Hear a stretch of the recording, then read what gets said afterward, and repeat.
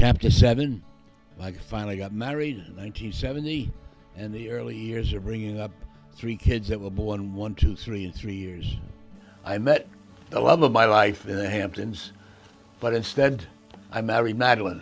But let me explain that because that sounds controversial. I was seeing a lot of women, of course, as I showed in part 2, and they all fit my father's description that he always told me. To make sure my wife, I selected a wife, had a career. All the women I met were teachers and lawyers and so forth, had a good income and money of their own.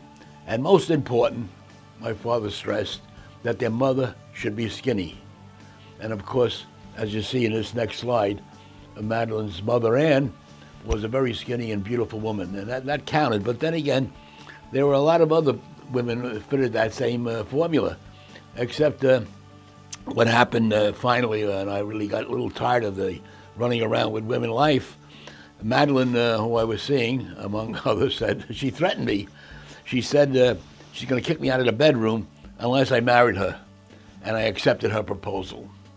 Furthermore, it came with a $5,000 gift from her father to either have a wedding or keep the money and not have a wedding. So we decided to have a wedding, and that money today is like $40,000. So it was really a great, spectacular wedding in Brooklyn on Ocean Avenue, like 200 people, and a live 5-piece band, 10-piece band, I think it was.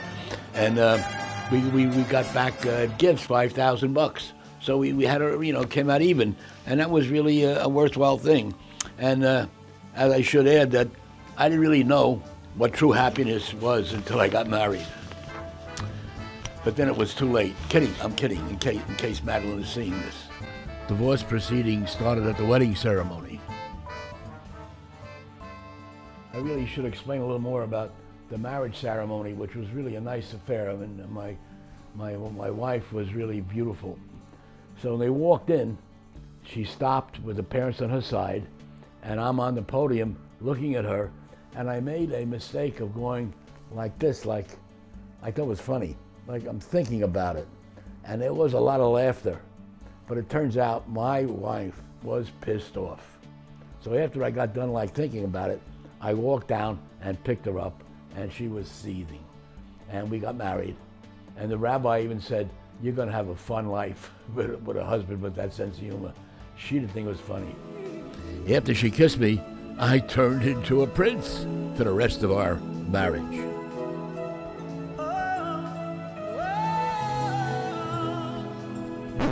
And, Madeline was also pissed off because my sister Edith wore a white dress at the wedding. But Edith was a beautiful woman no matter what she wore, and she wanted to be the star of the wedding.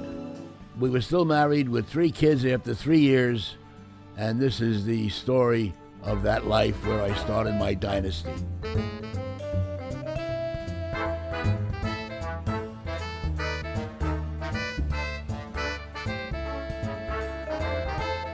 Third, 2016, and I'm going to walk across the street to show you where we're going to have a Passover Seder. It's 115 years since the first Schnabolks had a Seder in America. So come with me, let me show it to you.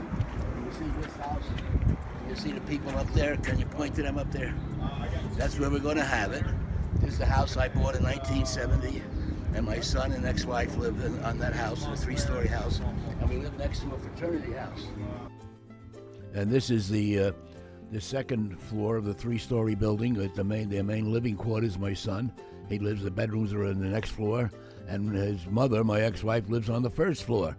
And it's a beautiful location. Here it overlooks the back porch right down on the 2nd floor, and over the college, that next door neighbor, and the New York skyline. And this is why the house is worth so much money, because of that skyline. And this is how much it's worth: $4.5 million after spending $42,000 to buy it. So this is the idea where it's located. We're on Castle Point Terrace, right next to the tennis courts, right next to the fraternity, and there's the Stephen campus that we're on. And look at that view we have from that porch. It's unique, and there's only about 9 houses on that street. This house is a great location. It's on the river, and it overlooks New York City. But living on a river anywhere has some hazards, and you can see we had a little problem in the old days, but it's no longer a problem, I understand. The house was a wreck. You know, it was a two-family house, which it still is. And in the next 7 years, I renovated it myself every night, every weekend, every living, while I was starting a business with 2 carpenters I hired that worked in Stevens, that worked at night for about 6 or 7 years. And I spent over a $250,000 so we can be livable. We had to knock down walls. We had to put in bathrooms. The 3rd floor was a V attic that had a light bulb hanging from the ceiling. That's it. And then we renovated that into a 3-bedroom floor. And the reason I didn't stress that, I spent all that money, and Madeline had spent $12,000 for the down payment. When we got a divorce, she demanded the house when we got divorced because she put up the $12,000. And my lawyers, I had 4 of them. Some lawyers were suing the others because they were terrible. And I spent a fortune on lawyers. The judge said I must be hiding money because getting divorced in Hudson County, in Hoboken, Jersey City is where the county seat is. The judge thinks if you're not tattooed and driving a truck and you're a businessman, this is 1970, it was all blue collar in Hoboken, it was a ghetto. He thought I'm hiding money, and he gave her the house. So it's a warning to everybody watching this: don't get a divorce in a blue collar town. Get divorced in Somerset County or in Bergen County or in Westchester. And that's my last advice. Now, Madeline worked on the house while she was pregnant with our first child, which we had in New York City, Lenox Hill Hospital. That's my sister visiting, and that's my sister's family, and my mother Rose next to my sister Edith. And that's Jack, my brother-in-law, Edith's husband, all visiting my first birth. There's Edith, and she's pretty, and my new mother. And that's Madeline and her father, and now this is about the second birth, I guess. That's Andra. This is Madeline and Andra and her mother, Ann. And this is at that time, my nephew Jay and Jill and my niece. And they were taking her home from the hospital. I'm just going through these slides pretty fast. And there's her father, and that's, I guess, she wasn't pregnant then, but she was always 3 years pregnant straight. And that's Andra, my daughter, my first daughter. And there's the 3, I want to make sure these slides stay alive forever. And that's Jack in the middle of the background, and there's Madeline, and there's Jay. And there's my mother, Rose, with, I guess, my firstborn, Brian. And that's Andra, my secondborn, my mother. My mother lived to see all 3 children. And this is, I guess, one of the 3, but I don't know who. And that's Brian. He looks the same today, by the way, but a little bigger. After you saw these slides of the various births of my children, I want to point out that we lived in Hoboken, which was a ghetto, with a terrible hospital and terrible schools. So all my kids were born in Lenox Hill Hospital in New York City, and all my 3 kids commuted to the city to go to schools, their whole schools for the 12 years of school. And yet they survived with all that commuting. Living in a house with 3 little kids and all the clutter of renovation, and actually living in Hoboken was kind of like too much of an urban area. We needed an escape on weekends, so we bought a house in Hemlock Farms, which is about 2 hours away, where we had skiing, swimming, and it had 350 houses and a lake and a golf course, and it was really nice. And since my wife worked for the Board of Ed, she had the summer off, and she was up there all summer. I came up weekends, and the kids learned how to ski and swim and play golf while we were up there. Lasted until our divorce. Our 3 children were brought up by divorced parents whose father is not exactly considered normal. Yet the kids turned out to be happy and warm people, and even some of them married nice spouses. And they all had happy births, except I have to point out in this little scenario about Eric's birth was more unusual than you've ever seen. And when it all happened is because of my activity that I explained in phase 2, in part 2 of my work before I got married. I spoke at the American Management Association, which is an organization that represents all the Fortune 500 companies. They run seminars, and I got someone there. I begged them to let me speak, and they kept asking me to speak again because I got great ratings. And I mentioned that because in part 2 I also mentioned that while I was working for the government in the 60s, I was very active in the Toastmasters Club, and that taught me how to speak, and that paid off. And now that big introduction is what happened with my third child, Eric. Madeline was pregnant, 6-7 months pregnant, and the American Management Association, which used me to speak a lot, and which got me business also, and I got a fee, I got paid. They had a client called Ace Hardware, that chain of hardware stores that are all privately owned franchises. They were going to have their convention, their annual convention, in Hawaii, and they wanted to hire me for 2 weeks to speak. Once the first week and once the second week. They had, of the 8,000 attendees, 4,000 the first week and then 4,000 the second week. I'd speak again. And the reason they offered me a $8,000 fee is because I made it legitimate as a tax deduction.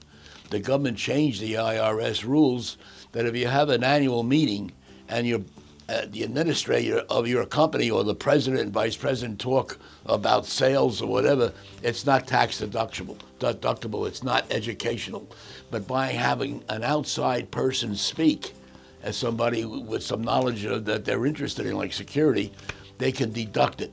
And that extravaganza took a whole team of vacation experts in Chicago a whole year to plan, and it was like a $4 million 8,000 people for 2 weeks with sideshows and everything. It was spectacular.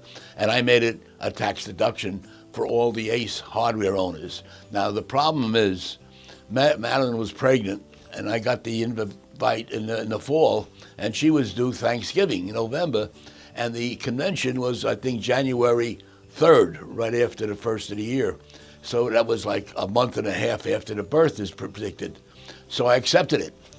And Madeline passed Thanksgiving with no labor pains and nothing. And it comes December 7th, 10th, 12th, 15th, nothing.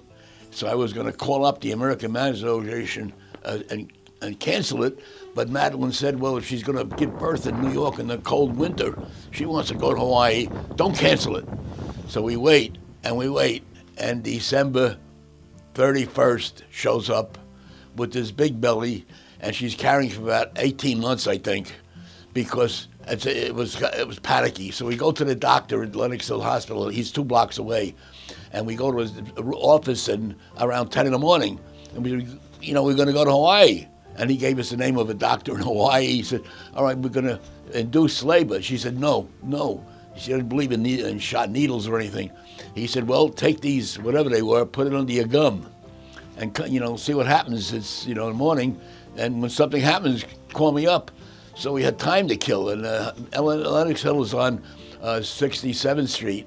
So we went over, or took a cab over to 57th Street at 11 o'clock in the morning to a movie. We figured we'd sit in a movie while we wait. And it was the height of the movie Jaws. And that was the great movie. I never saw it. We go in and we sit in the back row of a completely empty theater. And the movie goes on and on till, an hour and a half. And Jaws is coming out of the ocean, and my Madeline drops the water and starts screaming, it's coming. I never saw the end of that goddamn movie. We ran out into the sidewalk on 57th Street and got a cab with a really bright kid in it. And we told her she's giving birth. He drove on 57th Street, to people who know New York. He went uptown on 5th Avenue, which is a one-way downtown. And he went up 10 blocks, cutting in and out, and we got to Lenox Hill Hospital in 2 minutes.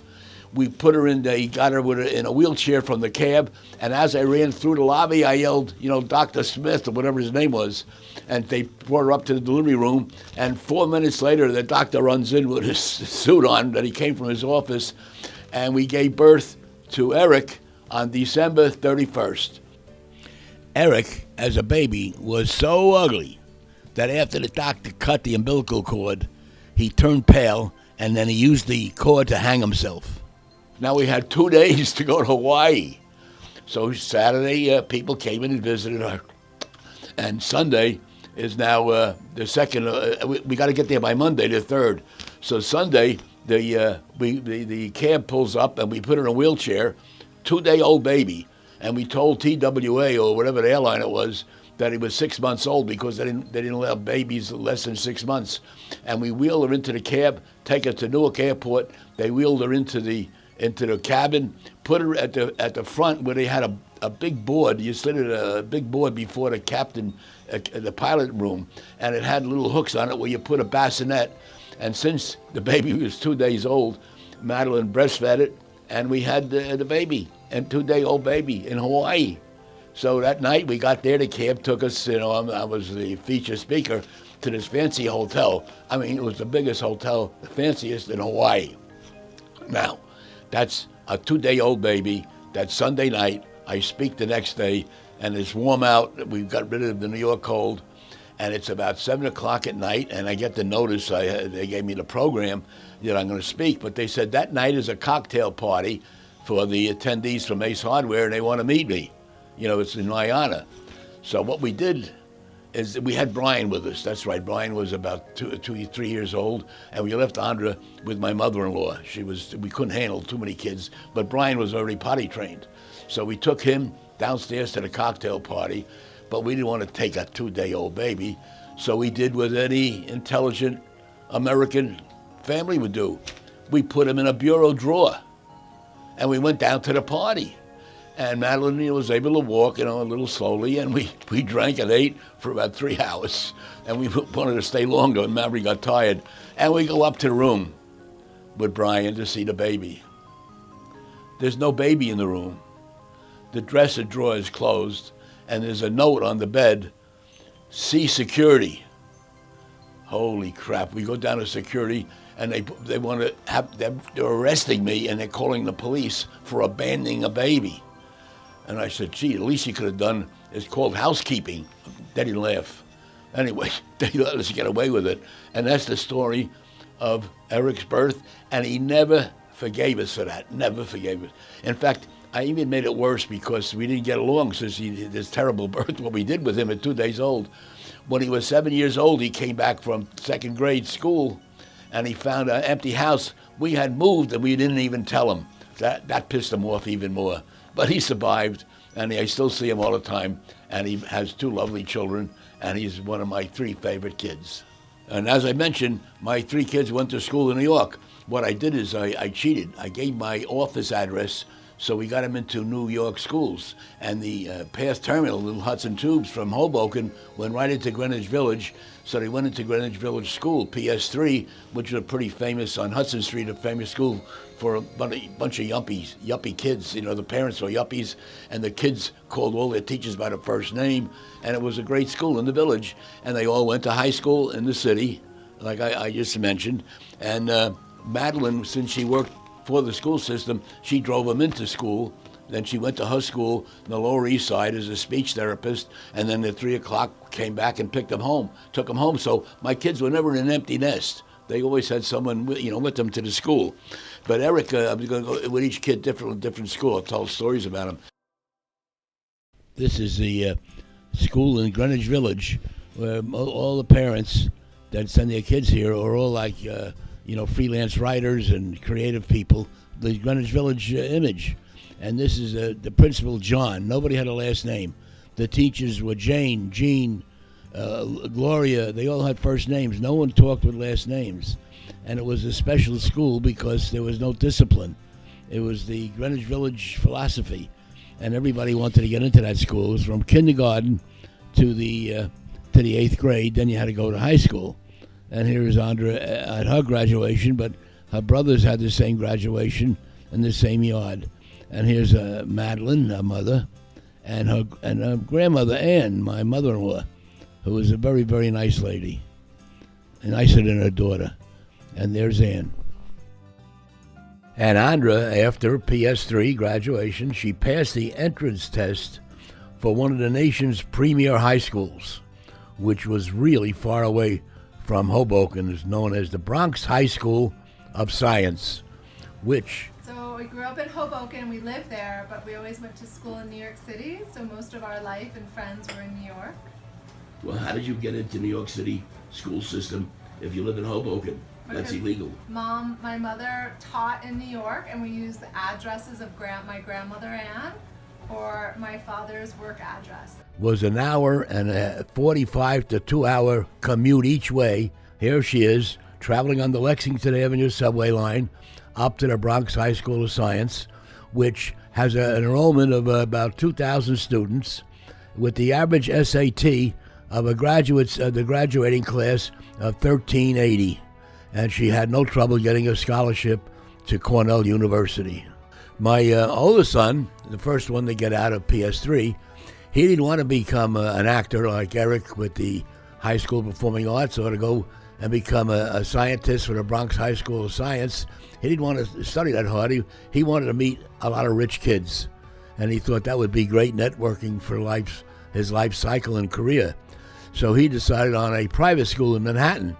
Now, there are probably 65 private schools just in Manhattan alone. Every 10 blocks is a private school in a brownstone or a brand new building.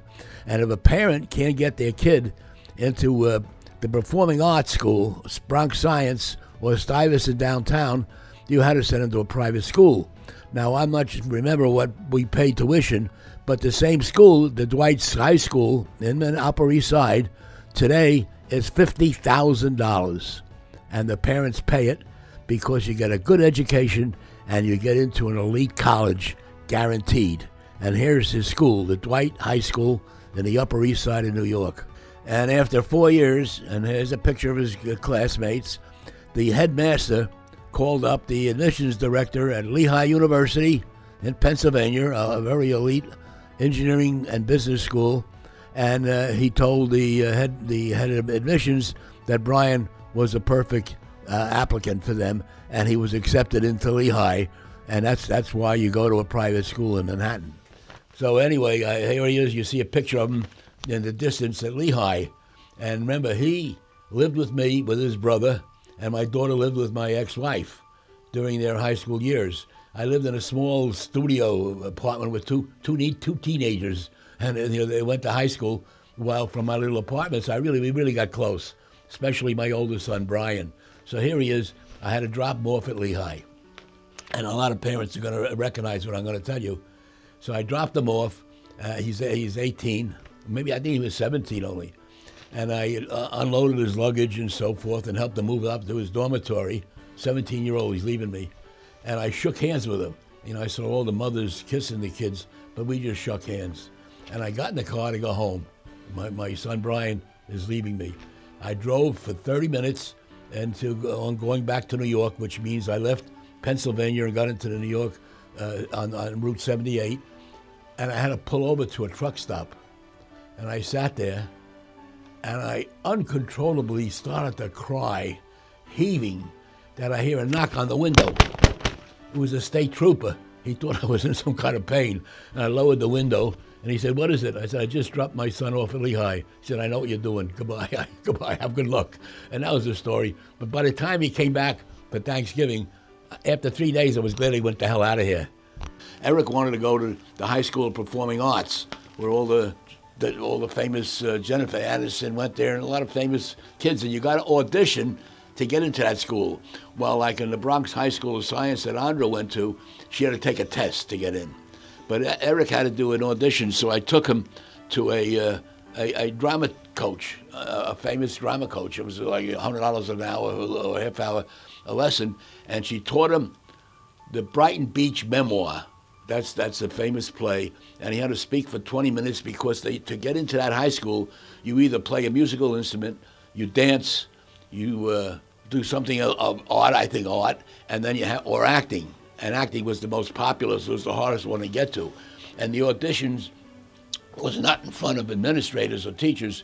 It was in front of Broadway stars who went to LaGuardia, and they let you audition in front of it. But I sat through all the lessons that Eric took, so I knew all the words for the Brighton Beach Memoirs, and he got in for the drama in that high school. And that was something. It was a great experience.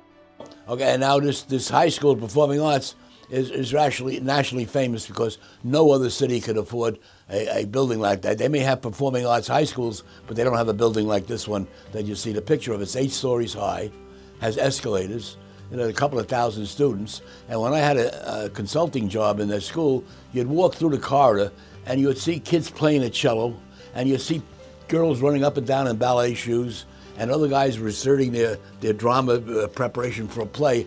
I mean, it was a great high school. I think the greatest in the country, because from 8 o'clock to noon, you took regular high school courses. And from noon to 5 o'clock, you took either acting or you took dancing, and you took the specialty. But when I mentioned you have to take a audition, you don't just show up and I want to get in.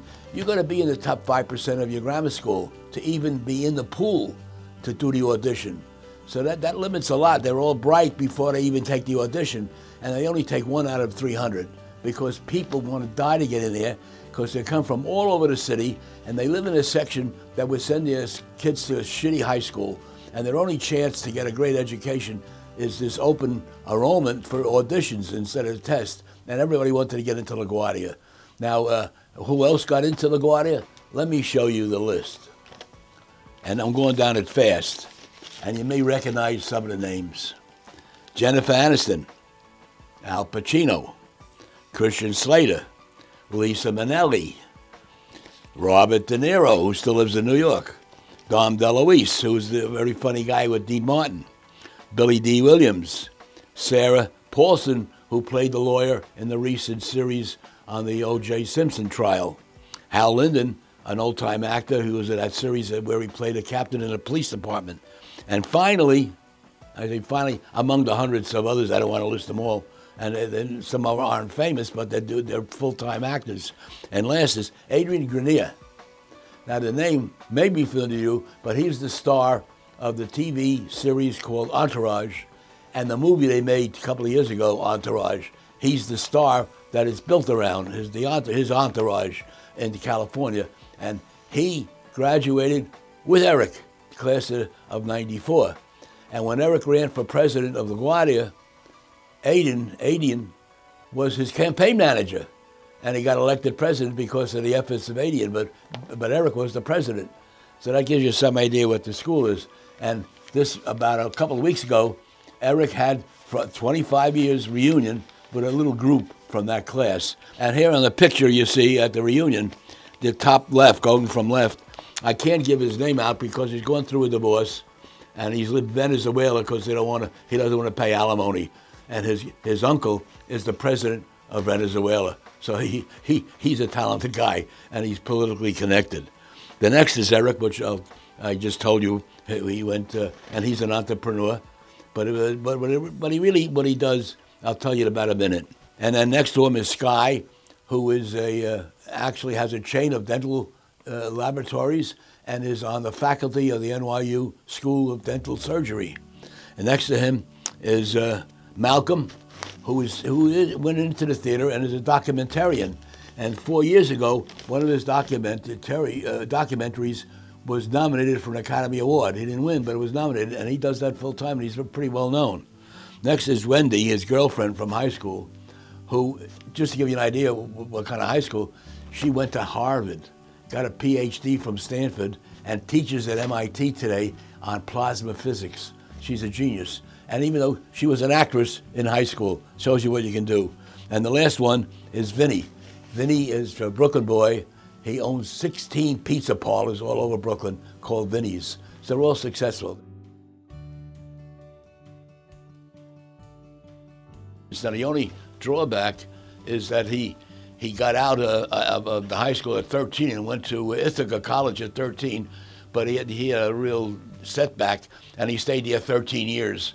And they were so sick and tired of him at Ithaca that they let him give the commencement speech just to get out of the goddamn college. And here's his commencement speech. It is now my pleasure to introduce the president of the class of 1998, Eric Schnabolk.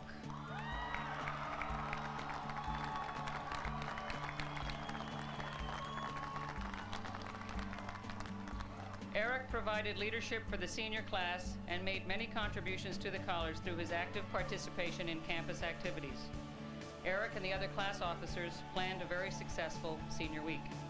Eric, I and other members of the college community have appreciated all of your hard work and wish you well. Eric?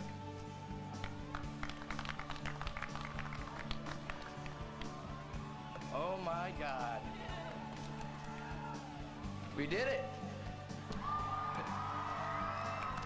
I'd just like to take this time to thank President Williams, Chairman Mueller, members of the Board of Trustees, Professor Anderson, honored faculty, deans, and family and friends, and of course, my fellow Ithaca College graduates of this great class of 1998.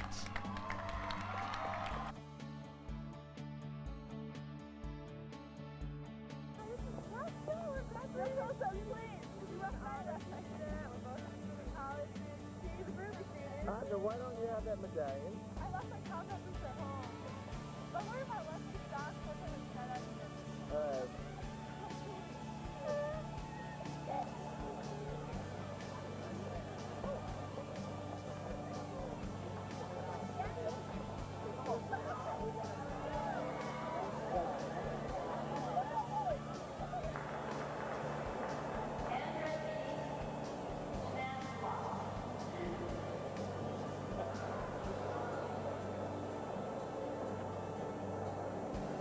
But here, let's go back a little bit, show you the rest of the personalities of my three kids. Here they are, just before graduating from high school. There's Eric is 18, she's 17, Eric is 16. And then the next picture we're going to show you is when they graduated from college. And here is Brian, who had a degree in engineering, but went into Wall Street. And he's currently an administrator with a hedge fund on Wall Street and commutes from his home in Somerset County. Now, here is a picture of the graduation of Andra, who is a lawyer from Georgetown, and she travels with her husband because he works for a secret agency.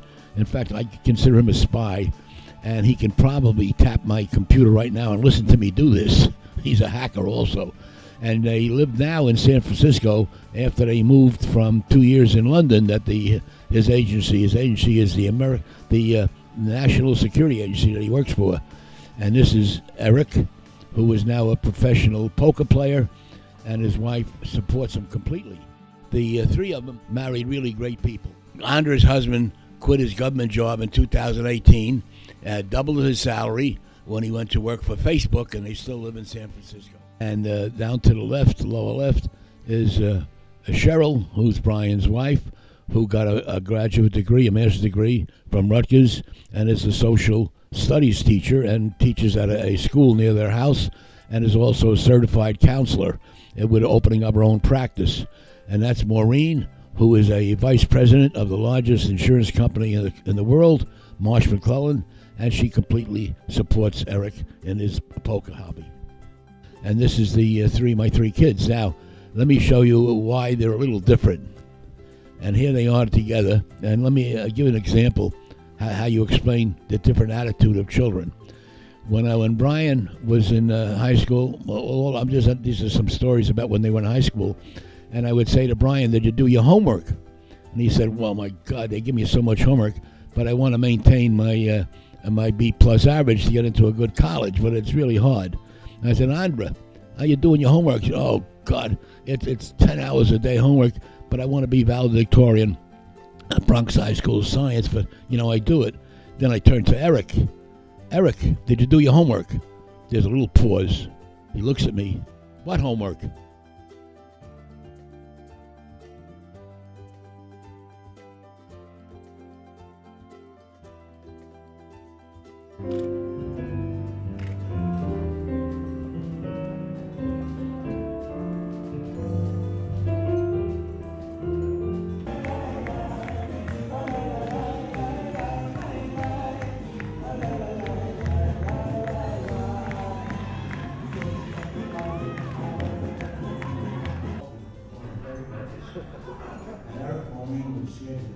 And the wedding, Eric's wedding, was really sensational. It was in Jersey City at the Liberty State Park in a fancy restaurant overlooking Hudson River. And it actually was overlooking the plane that crashed in the Hudson River was towed right next to this restaurant. But my speech was cut short because the people didn't appreciate it, and they walked out right in the middle of it, those cheap bastards, and they took their wedding gifts with them. But so did I, and I sold the gifts I was going to give them on eBay. I didn't get too much money. I'm the one that's behind. Don't do my best. First of all, 35 of us took a boat next door last night on the coldest night of the year. And I was going to report that 12 people had frostbite, 7 are at the hospital, and 3 on here. So it turned out all right. When I Got a chance to see it. But anyway, thank you very much. Keep this short because I actually want to dance. I didn't drink. But Maureen, you're excited?